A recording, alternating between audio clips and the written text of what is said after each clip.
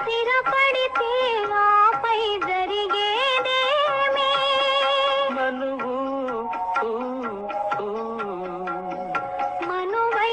ఇద్దరు ఒకటైతే ఆ మనుగడ పేరేమి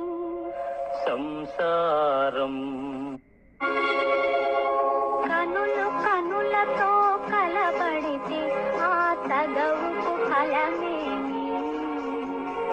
కలలే కనులు కనులతో కలబడితే ఆ తగవుకు ఫలమేమి కలలే